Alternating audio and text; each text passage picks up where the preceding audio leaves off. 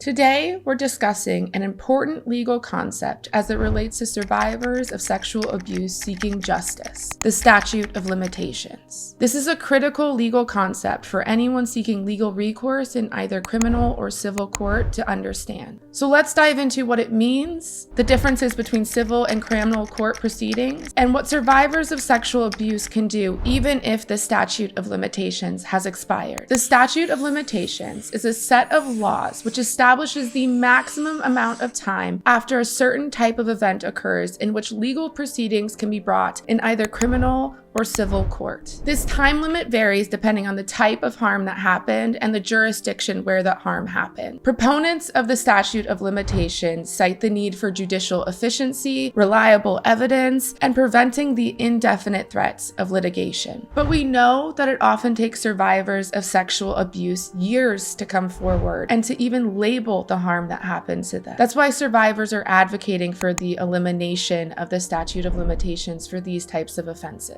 In criminal cases, the statute of limitations set the time limit for the state to prosecute a certain type of offense. Once this period expires, the accused cannot be prosecuted for that specific offense. For civil cases, the statute of limitations determines the amount of time in which an individual can file a lawsuit seeking damages and other remedies against an individual or an institution. It's important to note that the statute of limitations for criminal and civil cases can differ even for the same type of offense in the same jurisdiction. So what if you believe the statute of limitations has expired? First, it might not be fully clear if the statute of limitations has expired in your state. There might be new laws, or you might be misidentifying the law or the penal code related to the type of harm that you experienced. So we definitely recommend checking out resources around the statute of limitations and contacting a local legal aid network or law enforcement to help you understand. To answer the question, should survivors still come forward if they believe the statute of limitations has expired? We believe the answer is yes. While the expiration of the statute of limitations may limit your ability to seek legal recourse, reporting can still serve several important purposes. First, it can help identify serial perpetrators. It can also provide valuable information to ongoing investigations. And for many survivors, filing a report with law enforcement can help them feel empowered and that they did what they could within the bounds of an often broken criminal justice system. Furthermore, laws and policies can change. For example, the New York Adult Survivors Act was a recent law that opened a 1-year window for survivors of sexual abuse